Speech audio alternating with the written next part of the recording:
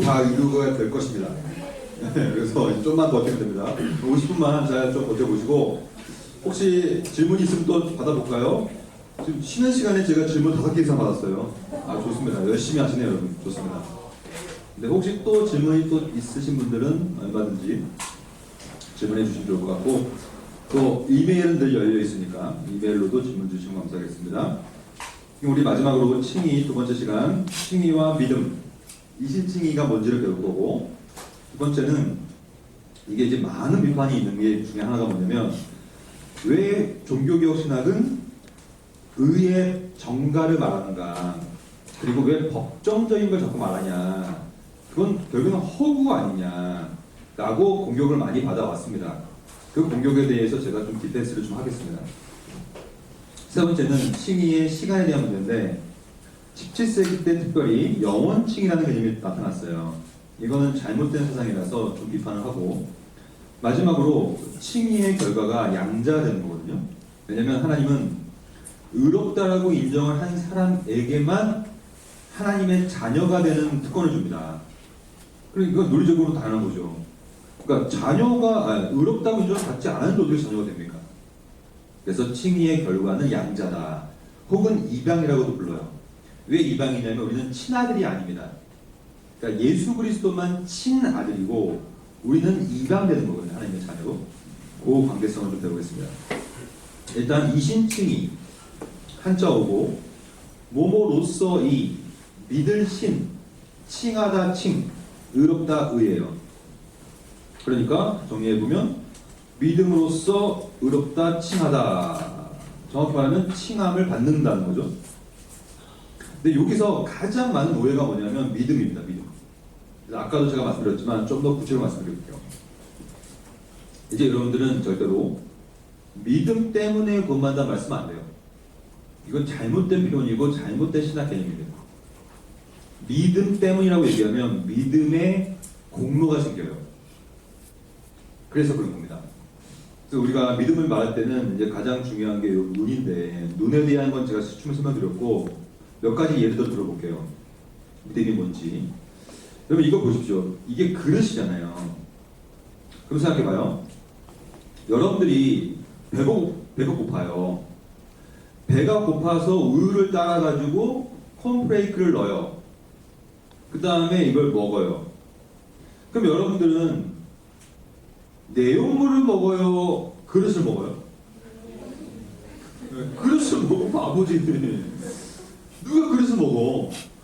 그러니까 나를 살찌우게 하는 것은 그릇이 아니에요. 그릇에 담겨진 내용물이지. 그럼 그릇은 뭐냐? 그릇은 내용물을 담는 도구예요. 그러니까 도구가 굉장히 중요하죠. 왜냐면 도구가 있어야 담으니까. 근데 도구 자체가 나를 살찌우게 만들 수 없다. 믿음도 마찬가지죠. 믿음은 그리스도를 담는 도구예요. 그러니까 믿음이 없으면 담을 수가 없지.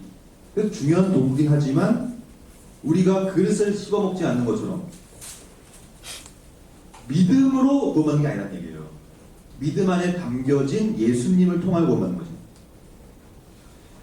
사실 이 그릇에 대한 비유는 누가 사용했냐면 존 칼빈이 사용했습니다. 존 칼빈. 영어로 하면 존 칼빈이고, 이분은 이제 칼빈은 스위스 프랑스 집안 살았기 때문에 양 칼빈이 정확한 번역이에요. 칼빈 이렇게. 그래서 존 칼빈이라고 하는데, 그분이 믿음을 말할 때 그릇이라고 말했어요. 정확한 표현이죠. 19, 20세에 살았던 아브람 카이퍼라는 분이 있는데, 아브람 카이퍼가 헤르만 바빙크, 우리가 배우고 있는 이 헤르만 바빙크와 동시대 인물인데, 바빙크와 같이 살았던 이 아브람 카이퍼는 믿음을 뭐라고 불렀냐면 스폰지라고 했어요. 스폰지. 여러분 목마를 때 물을 스폰지로 쫙 해가지고 스폰지를 먹어요? 안 먹잖아. 스폰지는 물을 빨아들이는 도구입니다. 그럼 뭘 먹냐면 스폰지로 인해서 빨려진 요 내용물을 먹는 거예요. 내용물이 나를 갈증을 해가라는 거죠. 그것을 뭐라고 부르냐면 바로 믿음은 도구다. 따라해볼까요? 믿음은 도구다. 여러분 이 표현과 개념을 정확히 알고 있어야 됩니다. 이게 믿음을 폄하하는 발언이 아니라 믿음 안에 담겨진 내용물을 기리기 위함입니다. 그래서 이렇게 말하는 거죠. 믿음은 결코 칭의의 근거로 제시된 적이 없다. 절대 없어요. 말로는 맨날 이신칭이 말하지만 이신칭이라고 말할 때도 그 이신, 믿음으로서가 근거가 될 수는 없어요. 여기 보면 의, 칭의는 믿음으로 말미암아 되는 것인데 에크피스테우스 혹은 or 디아피스테우스 다 디아, 에크를 사용합니다. 여기서 디아피스틴이라고 사용하면 때문이 돼요. 때문. because of가 돼버려요. 그러니까 믿음 때문에 구원받는 게 아니에요. 어느 성경에도 디아피스틴이 나온 적이 없어요. 왜냐면 도구기 때문에. 그러니까 이게 이렇게 따져보면 이 도구라는 얘기가 누가 줬다는 얘기고 선물로, 그러니까 결국에는 믿는 것도 하나님의 은혜죠. 우리는 눈 때문에 보는 게 아니라 눈이 아무리 많아도 빛이 없으면 못 보는 것처럼 빛 덕분에 보는 겁니다. 그게 작용인이에요. 그릇이 우리를 살찌울 수 없어요. 그릇을 먹으면 가서 빨리 위세척해야지. 이거 병 걸리면 죽지. 이거 자꾸 씹어 먹으면, 플라스틱 씹어 먹으면. 이 그릇에 담겨진 음식이 우리를 살찌우게 만드는 것 같아요. 아무리 목말라도 스펀지를 먹으면 안 돼요.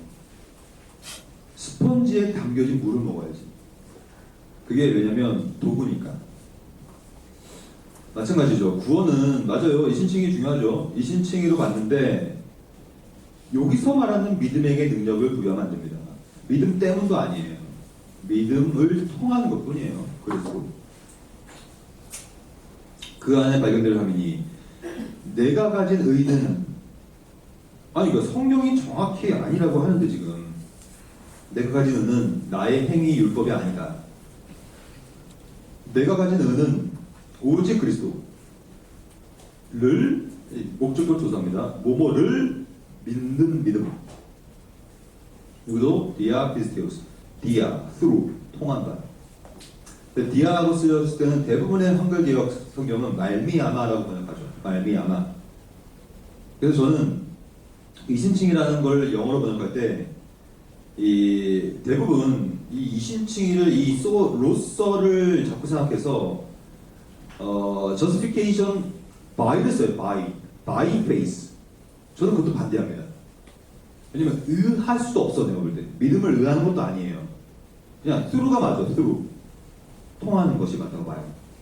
통하여만이 도구가 되어서, 예를 들면 그릇을 통해서 내가 먹는 거고 스펀지를 통하여 마시는 거기 때문에 그게 통하는 게 맞죠.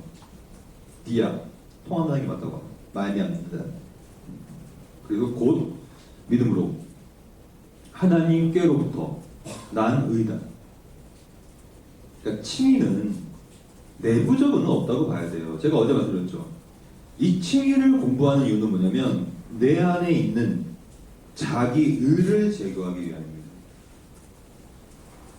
이 우리가 벌써 이렇게 많이 구원을 공부하고 있는데 이 구원론의 공부가 여러분들에게 자기 의가 되지 않길 소망합니다. 이거 자기가 될 수가 있어요. 하여튼 그래요. 원래 지식이라는 것이 교만을 싹트게 만들거든요. 원래 굉장히 심합니다. 이거 자기 의가 생겨요. 제가 이제 학교에 있어 보니까 제일 자기가 센 사람들이 누구냐면 1등 하는 사람들. 자기가 세요. 근데 어쩔 수 없지. 최선을 공부했거든. 근데 제가 볼 때는 맞아요. 자기가 노력한 것도 있죠. 근데 주어진 게 더 클걸요? 이 두뇌, 회전 이런 것들은 주어진 거니까 자기가 만든 게 아니잖아요. 유전이야. 유전일 거지 뭐. 이거 다 받은 거잖아요. 이거. 그러니까 다 은혜지. 자기 의로 만들 게 없어요. 특히 영적인 것은 다 그렇습니다. 이런 게 있어요. 물론 이제 여러분들은 전혀 상관없는데 저는 이제 신학교 세팅에 있으니까, 여러분 대형 교회, 아주 큰 메가처치 같은 교회들의 담임 목사는 당연히 자기 의가 쓸 수밖에 없어요. 왜냐면 엄청나게 노력해서 열심히 해서 큰 교회를 읽었고 성도도 많고 돈도 많고 권력도 있고 하니까. 그게 다 그렇게 돼요. 그러니까 자기 의라는 것이 큰 교회 목사님한테 있는 것도 아니에요. 작은 교회도 많아요. 그러니까 나는 저렇게 세속화되어 있고 저렇게 교회답지 않은 대형 교회 같은 교회는 하지 않는 나는 그래도 이런 목사다라는 또 자기가 있어요. 그러니까 이렇게 생각하시면 됩니다. 저도 목사니까 하는 말씀인데 자기가 가장 쩌는 존재가 바로 목사예요. 사실 정확합니다. 어딜 가나 그래요. 어딜 가나. 이거 뭐 저도 목사니까 하는 말이에요. 그만큼 자기가 센데 하지만 정확히 말하고 있어요. 우리가 가진 의는 율법에 남길 수 없다는 거예요. 아예 0이에요. 0. 오직 그리스도로부터 오는 의입니다. 그래서 우리를 의롭게 하는 믿음은 뭐냐면 바로 이 중요한 표현이 나왔어요. 믿음의 대상이라는 표현인데 믿음의 대상인 그리스도를 믿음의 대상과 내용으로 삼는 믿음이 우리가 갖는 믿음입니다. 무슨 말이냐면 아무 믿음이나 믿었다고 해서 구원받는 게 아니라 그건 못 받죠. 진짜 우리에게 보여줄 수 있는 그 그리스도를 믿는 대상, 그것을 내용을 믿어야 돼요. 근데 요즘 시대는 이렇게 믿음의 대상을 혼탁화시키죠. 와, 이런 것들은 정말 말도 안 되는 얘기들이고, 신과 함께 이런 거 봤을 겁니다, 넷플릭스. 그런 거 보면 뭐 말도 안 돼요. 이게 다 뭐냐면 믿음의 대상을 계속 바꾸는 작업이에요. 아니 뭐 이만희는 뭐 자기가 중보자라고 하고 제이메스는 뭐 자기와 하룻밤을 해야 뭐 그만하고 하니 완전 미친 거죠. 그런 사람들 다. 이런 것들은 다 뭐냐면 믿음의 대상을 혼탁화시키는 겁니다. 진짜 위험해요. 근데 제가 말씀드렸지만 이단 사이비는 밖에 있는 사람들만이 아니라 내가 될 수 있다니까요.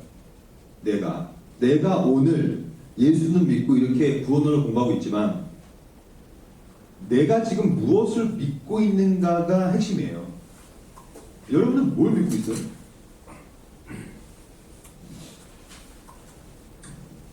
그럼 믿음이 뭐냐면 믿음은 의존 감정이에요.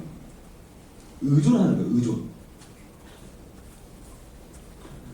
의존을 왜 하냐면 거기서부터 안식을 누리기 때문에 의존하는 겁니다.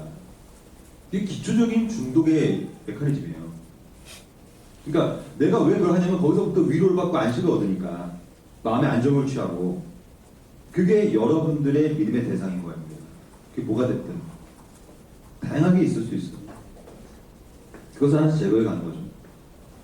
왜냐면 우리가 그렇게 될 수 있는 이유는 이런 것들이 아니라 그냥 의의 정가가 필요한 거예요. 의의 정가. 교회 역사 속에서 이것도 엄청 싸웠거든요. 왜 싸웠냐면 아니 의의 정가가 맞다면 그건 너무 눈에도 보이지 않는 거고 예수님의 의가 없다며 그럼 이거 뭐야 이게 이렇게 시작한 거예요. 그래서 로마 가톨릭은 그것을 실제론적 관점이라고 바꿨어요. 그게 주입입니다. 주입. 진짜 들어온다. 뭐가 들어온다 실제로. 그래서 의의 주입이 뭐냐면 이게 주사 맞는 겁니다. 인젝션이에요. 인젝션. 뭔가 진짜 넣어 이렇게 쫙 세례 받을 때 은혜가 주입되는 거 실제로 로마 가톨릭에 가면. 왜 이렇게 만들어 가냐면 의의 주입으로 해야지 뭔가 실제적인 거 실제적으로. 이게 뭐냐면 이 신학은 사실 실제적인 건 거의 없다고 봐야 돼요. 하나님 눈에 안 보이잖아요. 예수님 본 적 없고 믿음 보이지도 않고. 근데 많은 사람들은 눈에 보이는 걸 추구해요. 왜 그러냐면 눈에 보이지 않으면 허구라고 생각해요. 허구. 16세기 때 벨라미누스가 누구냐면 로마 가톨릭의 수장이에요. 수장. 로마 가톨릭에서 가장 유명했던 신학자. 루터와 엄청 싸웠죠. 이 벨라르민이라고도 하는데 이 벨라르민이 뭐라고 얘기했냐면 아니 정가라고? 루터 너 말이 되냐? 이러면서 정가는 우리 마음속에 몸속에 들어오는 것이 아무것도 없는 거 허구 아니냐라고 생각해요. 허구. 실제로 많은 사람들은 이걸 생각해요. 제가 예전에 아주 오래전에 교회에서 이제 새가족부를 맡아서 사역했던 기억이 나는데 새가족부에서 초신자들이 많이 와요. 그럼 오면 제가 조이신학을 강의했었어요. 근데 처음 예수 믿는 사람이 오면 뭐라고 얘기하냐면 뭘 보여달래요 자꾸. 그러니까 뭘 보고 싶어 자꾸. 그래서 아니 이 은혜를 좀 볼 수 없나요? 하나님을 볼 수 있는 방법은 없나요? 왜냐면 보이지 않으니까 너무 허구 같은데요? 막 이러는 거예요. 근데 기독교는 보는 건 없어요. 기독교는 보이지 않는 것을 실상으로 보는 믿음으로 갖고 가는 거죠. 보이지 않잖아. 근데 보아버리지 실상으로 믿음으로. 그게 바로 정가입니다.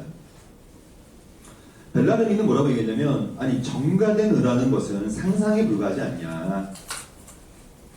아니 뭐 정가된다고 하는 뭐가 넘어온 거 없는데 뭐 정가냐. 주입이 맞다. 그게 참된 거다. 실질적인 거잖아. 그러나 루터를 위시하여 많은 종교개혁자들은 뭐라고 했냐면 아니다. 그렇지 않다. 법정적 칭의도 굉장히 참되고 정가도 주입과 마찬가지로 실질적이다. 단지 차이는 이것이다. 칭의에서의 의로움은 법적 의미에서 주어지고 성화에서의 의로움은 윤리적 의미에서 우리가 되는데 이 둘 다 중요한데 이게 왜 그런지 말씀드릴게요. 왜 법정적인 의미가 실질적이 되는가? 예를 들어 볼게요. 여러분 이 물통도 있어요. 이 물통에 소유권 분쟁이 벌어진 겁니다. 그래서 아까 여기 주원이 이름 맞지? 주원이와 저 사이에 소유권 분쟁이 벌어진 거예요. 이 분명히 내 이름이 붙여져 있잖아요. 이거. 근데 주원이가 갑자기 자기 거래 이거. 이게 자기 거라는 거예요. 그래서 이게 제가 소송을 걸어요. 그래서 법적인 투쟁이 시작됩니다. 지난한 법적 공방 한 3년 걸려. 이게 누구 건가에 대해서 열심히 공방하다가 결국은 주원이가 이겼어. 왜냐? 제가 이거를 거짓으로 바꾼 거야. 원래 주원이 거였어. 그게 판명된 거죠. 그러면 이게 법적인 판단이 끝났어요. 이제 그러면 이제 이것을 누가 가져갈까요? 주원이가 가져가겠지. 이 법적인 판단은 이제 실제적인 내 삶에 영향을 끼칩니다. 이제 저는 이 물통에 손을 댈 수가 없어. 이제 내 것이 아니야. 이거 가져가야 돼. 무슨 말입니까? 법적인 선언은 허구가 아닙니다. 판사가 땅 이제 이 물통은 박재훈 것이 아니라 주원이 겁니다 라는 법적인 판단은 주원이와 저의 실제적인 삶에 영향을 끼칩니다. 그게 칭의예요. 절대 허구가 아니죠. 어떻게 의의 정가가 실질적인가? 바로 그 얘기예요. 땅의 법적인 평가는 단순히 허구에 남지 않고 실제 우리한테 영향을 미칩니다. 우리 집에서는 이런 일이 없는데 제가 예전에 기억이 나요. 제가 중학교 때인가 고등학교 때인데 친구 집에 들어갔더니 와, 그 친구 집에 이게 다 붙여 있는 거야. 나 그거 처음 봤어. 이거 압류표. 여러분 이게 붙어지면 이거는 집행관, 부산지방법원 집행관이 지금 이거 붙여놓은 거 아닙니까 지금? 그럼 이게 허구입니까? 이거 붙이면 이거 건들면 안 돼요. 이제 자기 것이 아닙니다. 법정적인 판단은 허구가 아니에요. 실질적인 영향을 미치죠. 잠깐만 뉴스 한번 봐야겠다. 왜냐면 지금 뉴스 선생님 어떻게 됐나? 왜냐면 이게 법적으로 영장이 청구됐어요 지금. 맞잖아. 근데 지금 보니까 공수처 영장 집행 시도인데 대치를 하고 있나 또. 봐봐요. 이거 서부지법이 영장을 발부했어요. 그러면 이 영장이 좀 허구가 아니기 때문에 집행하고 간 겁니다 이거. 실제로. 이게 무슨 말입니까? 법정적인 선언이 실질적일 수밖에 없다는 얘기예요 제 말은. 그러니까 벨라르민이 모르고 있는 거지 지금. 벨라르민은 저 허구래 이거. 어떻게 허구야 법정적인 선언이. 될 수가 없죠. 이렇게 말하는 거예요. 재판관은 어떤 사람이 특정 재산을 소유하기 전에 반드시 그 재산권을 선언해야만 하는데 잘 보세요. 재판관의 선언은 아무 효력도 없고 현실과 모순되는 허구도 아니고 상상도 아닙니다. 심판자이신 하나님께서 땅 너는 이제 그리스도 안에서 의롭다 라는 의의 정가에 대한 판결은 허구요 상상이 아닙니다. 이거는 실제적인 효력을 발생해요. 얼마나 실제적이냐면 이제 우리는 의롭게 살아야 합니다. 의롭다 이제 받았기 때문에 죄와 싸워야겠죠. 우리 삶 속에 영향을 끼쳐요. 근데 이 모든 것이 지상의 재판장에도 사실인데 어찌 하늘의 재판장인 하나님께서 의롭다고 선언해버리면 실적인 영향을 미치지 안 미칩니까? 그래서 이렇게 말하죠. 하나님이 경건하지 않은 자를 의롭다고 할 때는 이것은 허구가 아니다. 가상적 정가. 이게 벨라른이 했던 말이거든요. 푸타치오 푸타티바이. 이게 뭐냐면 가상적으로 되는 것이다. 이거는 불가능하다는 얘기예요. 언제나 현재적이며 미래적인 실제다. 이것을 가상으로 녹았던 사람들이 있긴 합니다. 실제로. 그게 뭐냐면 영원칭이에요. 영원칭의는 17세기에서 만들어진 사상인데요. 칭의를 너무 영어까지 떼고 가버린 겁니다.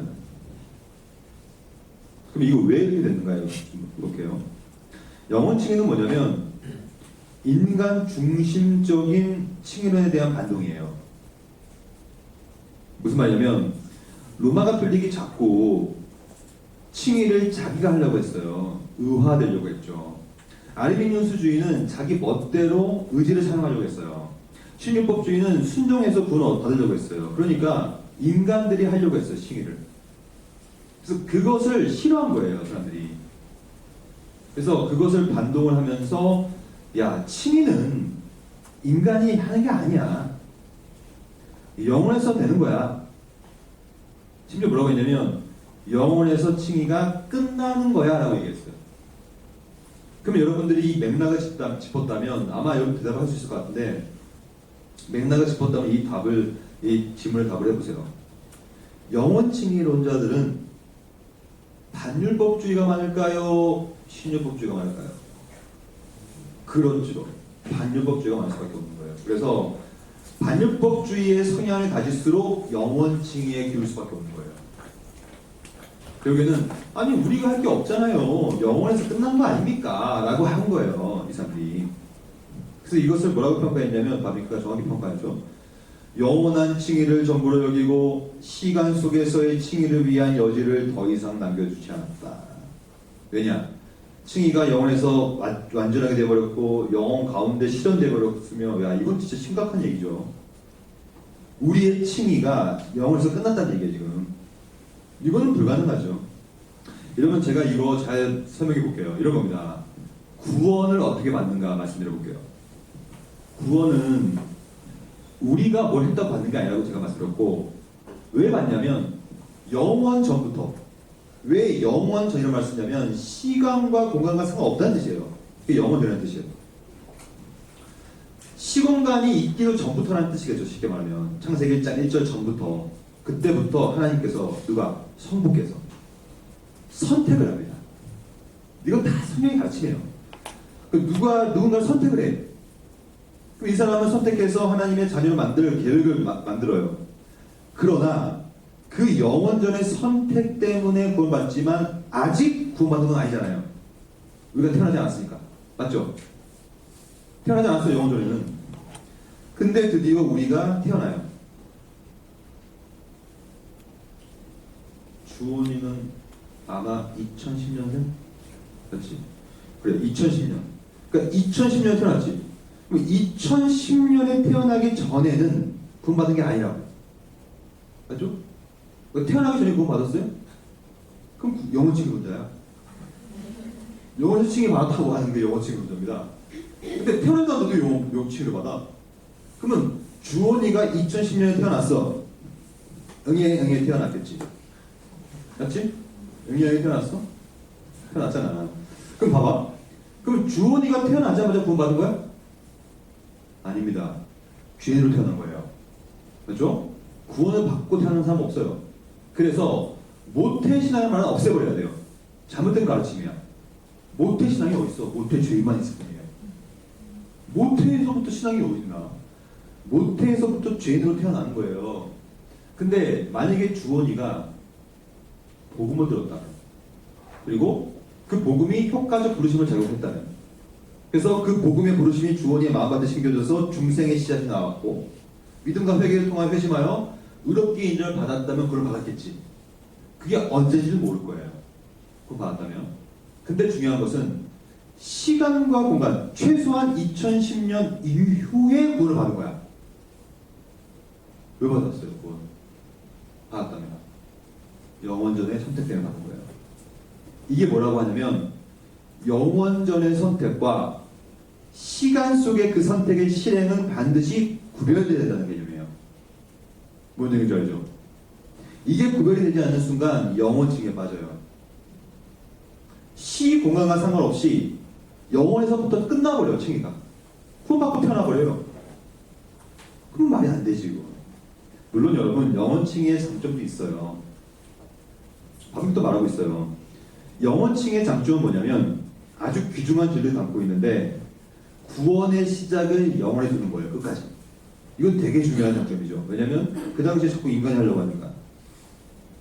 근데 이건 여기까지 좋은데 균형을 잃어버렸어요. 영원에만 방점을 찍고 시간과 공간을 무시해버렸어요.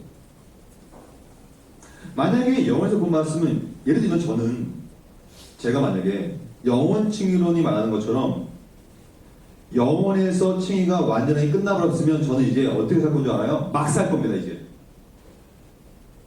저는 교회 안 다닐 거고. 교회 왜 다녀? 끝났는데 왜 다녀? 수련회를 왜 해? 이거 힘들어 죽겠네. 이거 나는 안 해.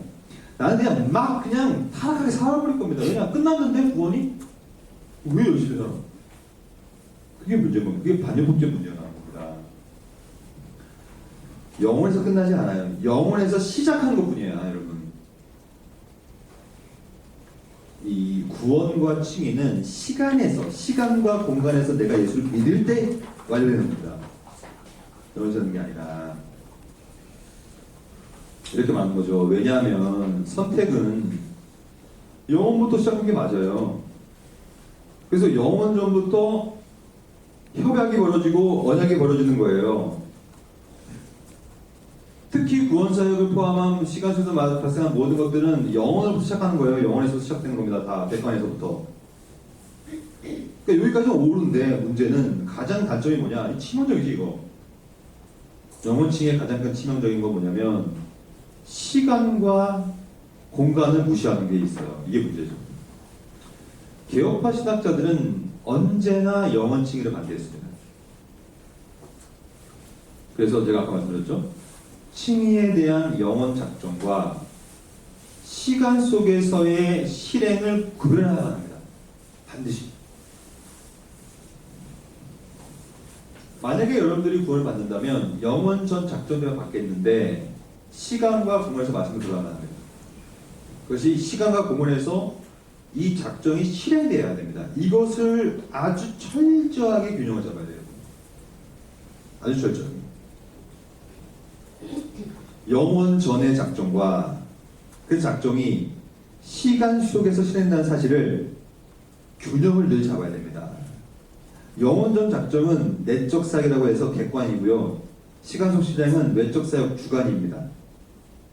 영원적 작정은 하나님 홀로 하니까 신적인 단독 사역이고 시간 속에서는 나와 함께 하니까 신적 협력이죠. 근데 이 두 가지의 균형을 잡을 때 중요한 것은 우선순위를 지켜야 됩니다. 언제나 객관이 시작해요. 그러니까 영원칭의는 이 균형을 잘못 잡아가지고 시간 속 실행을 없애버렸어요. 이걸 저는 어떻게 평가하냐면 영원칭의는 목욕물 버리다가 애까지 버려버렸다. 이게 정확한 표현이야. 그러니까 인간의 역할과 책임을 너무 강조하는 사람들과 싸우다 보니까 인간의 책임과 역할을 버려버렸어. 그냥. 마치 자라보고 놀란 가슴, 소뚜껑 보고 놀란다고 해서 인간을 아예 배제해버렸던 거예요. 이게 17세기 때. 이것도 문제죠. 그래서 여러분 신앙은 균형이 정말 중요합니다. 균형. 이 균형을 잘 알려면 제가 썼던 책 칭의 균형 있게 이해하기 한번 읽어보세요. 성화 균형 있게 이해하기도 썼어요. 게다가 균형을 감각으로 만들어진 책이죠. 왜냐면 그만큼 균형이 중요합니다. 즉, 자 보세요. 외부로부터 나타난 하나님의 사역, 즉 창조, 보존, 통치, 구원, 칭의는 영원에서 끝나는 게 아닙니다. 영원에서 시작은 하지. 근데 영원에서 끝나는 게 아니라 이 시간 속에서 경과적 행위들 가운데서 우리와 함께 행위하면서 질서의 기초, 질서의 시행, 즉 질서의 기초는 영원이지만 시행의 시간이에요.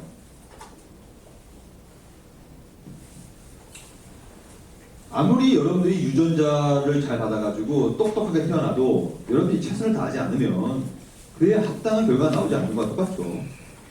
영원에서 끝날 것이 아니라 시작은 됐지만 주관에서 계속 협력해야 돼요. 하나님과 더불어. 그게 필요하죠. 그래서 개혁파 신학자 중에 하인리 헤페라고 있는데 그건 뭐라고 했냐면 영원 칭의가 맞다면 창조도 영원 창조라고 해야 됐습니다. 이렇게 있었어요. 정확한 표현이죠. 근데 창조의 시작도 영원히 맞아요. 영원 작정. 그러나 창조는 시간과 공에서 벌어졌습니다. 그 영원전 작전의 실행은 시간이 된다. 그럼 마지막, 드디어 여러분 마지막입니다. 축하드립니다. 좀만 버텨보십시오. 칭의의 결과. 사실은 바베크가 양자에 대해서는 챕터를 할애하진 않아요. 뭐 많은 조리수나 책들을 보면 양자에 대해서 챕터를 만들기도 하거든요. 근데 바베크는 칭의의 결과 정도로 양자를 봤어요. 이 양자가 뭐냐면 우리의 법정적인 신분이 바뀌었다는 뜻입니다. 더 이상 이제 사탄의 자녀, 에베소 2장 3절에 보면 본질상 진노의 자녀라고 하는데 사탄의 자녀죠. 그렇게 되지 않아 이제 더 이상. 우리는 이제 의롭다라고 인정을 받고 신분이 바뀝니다. 입양됐다는 얘기죠. 이것을 뭐라고 하냐면 하나님의 양자라고 불러요. 법적으로. 그래서 신자들이 그리스도의 의를 토대로 우리의 의가 아니고 자기 의도 아니요 그리스도의 의, 정가를 통하여 죄사를 받고 마찬가지로 하나님의 아들들이 되는데 여기서 휘오이세우라고 하는 것이 나와요. 이 휘오이가 아들들이라는 뜻이고 세우 하나님인데 테크나 세우가 아니에요. 테크나는 어린이에요. children. 우리는 하나님의 children, 어린이들이 아니라 하나님의 자녀입니다. 그래서 그러므로 하나님의 선언에 기초한 이 양자됨은 그리스도로 말미암아 획득. 우리가 어제 배웠던 내용이죠. 그리스도가 실행자이기 때문에 이분을 통하여서만 획득됩니다. 객관적 획득. 그리고 믿음을 통하여 우리의 주관적 적용.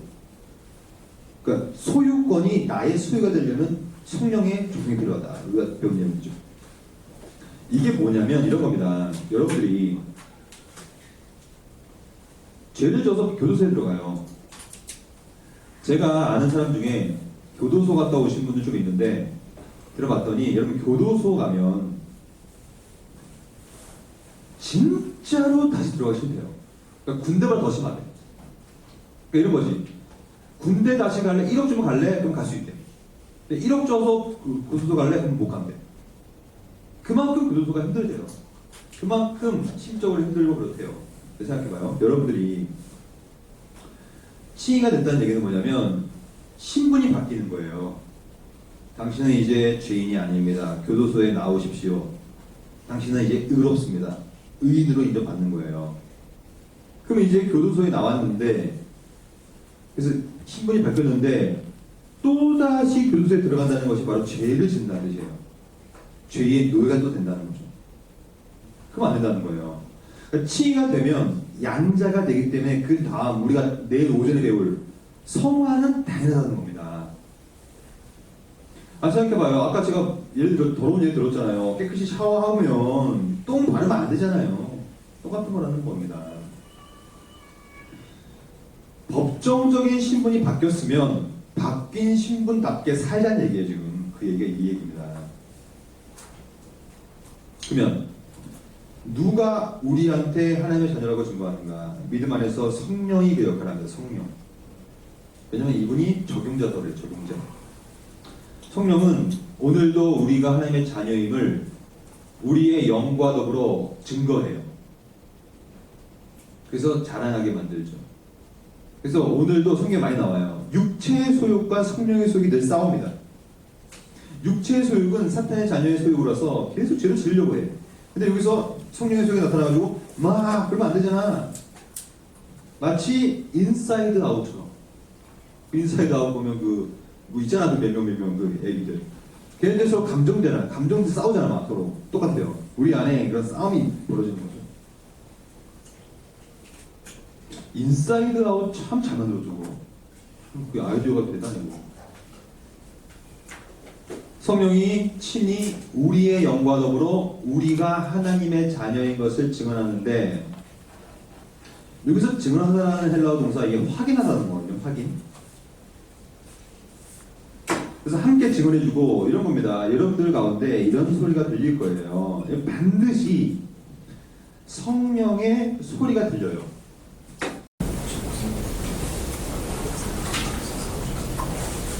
그냥 찔림이 있다고 생각하면 됩니다.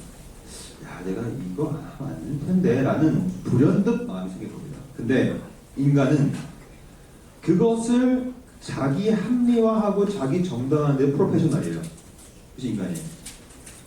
뻔히 하면 안 되는 거 아는데 온갖 종류를 합리화시켜서 합니다. 오늘도 성령은 어떻게 뭐 하고 계시냐면, 아휴, 너 진짜 너 뭘 할지도 모르고 기도하지 못해 내가 너를 위해 친히 간구해 줄게. 증언해 줄게. 내가 너와 더불어 열심히 내가 너와 깨달음을 줄게. 라고 성령이 지금도 열심히 열일하고 계신다니까, 지금도. 그거 우리가 늘 거부하죠, 하나님부터. 칭의 안에서, 여러분 이 문장이 너무 중요한 문제가, 이거 좀 해석하고 마칠 건데요. 우리는 칭의를 받으면 하나님과의 화평 관계가 생겨요. 그래서 어떻게 되냐면, 성경에 이런 말이 나오죠. 영혼이 잘됨 같이 뭐에 잘 된다? 범사가 잘 된다. 여러분, 범사가 잘 됐다고 해서 영혼이 잘 되지 않습니다. 영혼이 잘 돼야 범사가 잘 돼요. 그럼 영혼이 잘 되는 게 뭐냐? 영혼은 하나님과의 관계가 회복돼야 됩니다. 그게 화평이라는 거죠. 여러분들이 샬롬이라는 화평을 누리려면 여러분들이 원하는 것이 아무리 있어도 화평할 수가 없어요. 정말 그래요. 여러분들이 정말로 원하는 돈이 많아봐요. 여러분, 돈 많은 사람이 화평할까? 화평하지 않습니다. 또 어떻게 하면 돈을 더 굴릴까? 어떻게 하면 이거 뺏기지 않을까? 더 힘들지. 정말 그래요. 영혼이 잘 돼야 범사에 잘 되는 겁니다. 하나님과의 화평이 정말 중요하고, 그럼 다 풀려, 인생이. 여러분, 형통이 뭐예요? 형통은 일이 잘 풀리는 게 아니라 하나님과 함께 있는 게 형통이에요. 일이 잘 풀리면 여러분 큰일 난다, 진짜. 여러분, 제가 이걸 말씀드릴게요. 여러분, 여러분들이 원하는 것이 다 돼봐요. 여러분, 무조건 타락합니다. 타락 안 할 것 같죠? 무조건 타락해요. 통계가 나와 있는데 재벌 4세 이상이 되면 90% 확률로 타락한대요. 실제로. 돈이 너무나 많고 권력이 많으니까 다 마약 먹고 난리 나는 거예요. 너무 잘 풀리니까, 인생이. 재벌집이니까. 왜 여러분들이 힘든 줄 아십니까? 그래야 최소 하나님을 찾으니까. 기도하니까. 저는 우리 딸 둘을 한 번도 때린 적이 없어요. 우리 딸들은 때릴 게 없어. 뭐 크게 뭐 잘못한 것도 없고 아직. 근데 제가 막내 딸을 크게 혼낸 적은 한 번 있어요. 왜냐면 대놓고 내 앞에서 눈독 받으려고 거짓말 하더라고. 아주 당돌하게. 내가 엄청 혼냈거든요. 그럼 생각해봐요. 왜 아빠가 딸을 혼낼까요? 걔 죽으라고? 죽여버리려고? 살려고 혼내겠죠. 살리려고. 네 거짓말하고 살면 안 되니까 살리려고 혼낼 거 아닙니까? 여러분들 삶 속에 하나님은 절대로 뱀을 던지지 않을 겁니다. 어느 친아버지가 자기 자녀에게 뱀을 던지기로. 하지만 히브리서에 보면 아주 유명한 말이 나와요. 징계가 없으면 사생자입니다. 제가 예전에 미국 다큐멘터리를 봤는데, 미국 아주 유명한 교도소를 찍은 다큐멘터리였어요. 거기 그 교도소에는 범죄자들이 다 연쇄 살인마들이야. 다 엄청난 죄들이죠. 근데 그 사람들 인터뷰를 하는데 뭐라고 하냐면 막 인터뷰를 하다가 엄마 아빠 얘기를 했어요. 그러니까 이 사람들이 막 분노하면서 막 난리치면서 막 멱살 잡으면서 엄마 아빠 얘기하지 말라고. 그러니까 왜 그렇습니까? 그러니까 나는 부모가 없는 놈이다 이러면서 내가 어릴 때 청소년 때 총 갖고 놀았을 때 마약했을 때 우리 엄마 아빠 나한테 아무 말도 안 했다. 그때 내 뺨을 후려쳤으면 내가 마약 안 했을 텐데 이런 말을 하더라고. 여러분 고아들 부모님이 누군지 모르는 아이들이 가장 원하는 게 뭐냐면 부모님한테 혼나는 거예요. 나를 혼낼 수는 없는 거예요. 왜 하나님은 우리에게 징계를 줄까요? 왜냐? 아버지니까. 징계가 없으면 사생자입니다. 사생자는 부모 없는 애라는 뜻이에요. 우리한테 징계가 없으면 우리는 막 나갈 겁니다. 스포일 돼버리겠죠. 그래서 하나님은 우리에게 그러한 자녀로서 또한 아버지로서 일을 하시기 때문에 그리스도 그 안에서 우리는 드디어 은혜의 보좌 앞으로 담대히 나아갈 수가 있죠. 제가 어제부터 계속 강조하는 것이 뭐냐면 바로 은혜입니다. 은혜. 칭의의 은혜를 깊게 누려야 됩니다. 그러면 어떻게 되냐면 율법으로부터의 자유가 생겨요. 이것도 제가 몇 번 강조하고 있습니다. 일부러. 제일 위험하고 율법주의. 그래서 율법주의에 빠지지 않으려면 어떻게 되냐면 늘 무엇을 하기 전에, 그러니까 행위하기 전에 왜를 꼭 외치세요. 왜. 내가 이거 왜 하지? 이걸 외치지 않고서는 율법주의에 빠집니다. 해왔던 거대로 하는 거예요. 계속. 형식주의. 아무 의미 없이 하는 거. 율법입니다. 또한 세상으로부터의 독립. 이건 뭐냐면 세상과 달라야 돼요.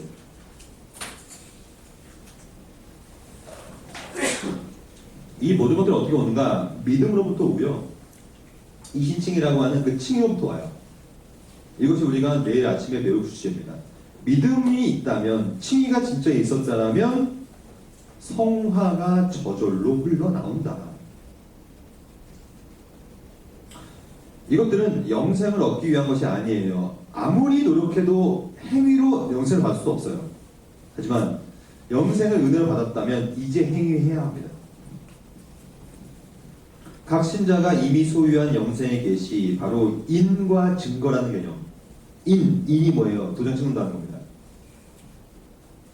여러분들이 칭의가 되었는가 안 되었는가의 도장은 성화를 하는가 안 하는가로 결정됩니다.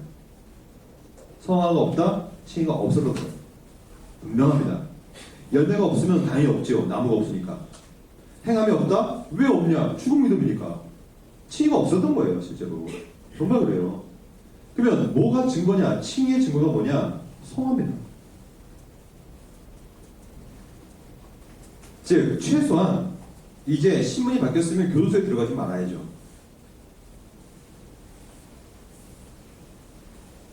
최소한. 만약에 교도소에 들어간 아들을 살리기 위하여 홀몸인 노모가 자기 몸을 어떻게든 바쳐서 이 아들을 여기서 구해냈다면 그 엄마 목숨으로 나왔는데 또 죄를 지어 또 들어간다? 그럼 엄마 목숨이 무색하게 되는 거죠. 마찬가지입니다. 우리가 성화를 하지 않으면 그리스도의 죽음이 무색하게 됩니다. 정말로. 그래서 헛되게 죽으신 거지. 그렇기 때문에 이 믿음으로부터 선행이 저절로 흘러나오게 될 수밖에 없고, 이것들은 영생을 얻기 위한 것이 아니라 이미 영생을 얻었다고 하는 도장과 증거다. 그래서 이 칭의와 믿음, 이신칭의는 단순히 허구가 아니라 법정적인 칭의는 굉장히 시적인 것이고 그 실질성의 증거가 바로 성화입니다. 영원 칭의는 굉장히 잘못된 신학이고요. 결국에는 균형을 잃었던 것이고, 결국에는 우리는 칭의 받은 결과 양자가 되었기 때문에 이제 양자로서 어떻게 살아야 되는 거가 내일 주제인데, 바로 성화가 필요하다라는 얘기를 하고 싶고, 성화는 뭐냐면 이 뿌리와 열매의 관계인데요. 뿌리가 뭐냐? 중생, 회심, 칭의를 뿌리라고 합니다. 구원의 뿌리. 뿌리만 되면 뭐 열매는 나오지 말아도 나옵니다. 그러니까 성화를 하려고 하지 마세요. 그러면 표리부동됩니다. 또 먼저 뿌리만 가꾸면 돼요. 바른 중생과 바른 회심과 바른 칭의만 있으면 저절로 나와요. 열매는 당연한 인지상정입니다. 근데 자꾸 뿌리도 없는데 뭔가를 하려고 하니까 이게 문제가 되는 겁니다. 여러분들이 성화에 대해서 내일 좀 잘 배우시고 그 다음에 견인까지 배우고 이제 신앙 고백에 대해서 배울 건데, 그러한 구원을 받는다는 것이 과연 우리의 신앙 고백과 무슨 관계인가 배우면 좀 더 우리 삶 속 깊숙하게 실존적으로 접근할 수 있을 겁니다. 오케이, 여러분 이 정도 좀 배우고 혹시 질문이 있으면 내일 오전에 시작하기 전에 또 질문을 받을 거고요. 또 중요한 것은 여러분들이 잘 아시다시피 이 복습과 예습이 더 중요하지 않습니까? 좀 더 많이 알아야 더 깊이 알 수 있어서 배운 내용을 쭉 보시면 더 좋을 것 같고, 또 앞으로 내일 배울 것 또 강의한 다음 쭉 보시면 좀 더 이해가 쉽지 않을까 생각이 듭니다. 기도하겠습니다. 하나님 감사합니다. 오늘 우리가 참 중요한 내용들 많이 배웠습니다. 우리 가운데 칭의의 역사가 있게 하시고 이 칭의의 이 놀라운 실제성이 성화라는 옷을 입고 발현되어질 수 있도록 우리 삶을 축복하여 주시옵소서. 우리의 법적인 신분이 죄인이 아니라 의인이 되었다면 의인으로서 의인답게 살게 하시고, 오늘도 죄와 편리까지 싸우고 그 인과 증거가 내 행동을 통해 드러날 수 있도록 하루하루 거룩한 삶을 살기 위해 노력할 수 있도록 인도하여 주시옵소서. 또한 우리 이제 벌써 이틀의 강의가 끝나고 이제 내일 마지막이 남았습니다. 마지막까지 집중하게 하시고 하나라도 제대로 배우고 제대로 삶을 살아갈 수 있는 우리 모두가 될 수 있도록 인도하여 주시옵소서. 이후에 벌어질 모든 프로그램도 하나님께서 함께하여 주실 줄 믿사오며 이 모든 말씀 예수님 이름으로 기도드립니다. 아멘. 수고하셨습니다. 내일 뵙겠습니다.